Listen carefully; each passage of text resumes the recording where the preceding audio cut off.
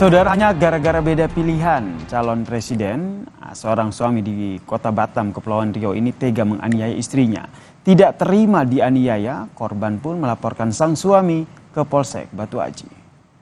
Penyebab korban dianiaya karena perbedaan pilihan capres, sang suami tersulut emosi saat mengetahui istrinya berbeda pilihan capres.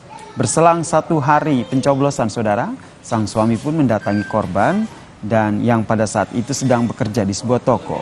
Sang suami lalu melakukan penganiayaan dengan memukul di bagian kepala korban. Karena mendapatkan tindakan kekerasan dari sang suami, akhirnya korban melaporkan perlakuan suaminya sendiri ke polisi.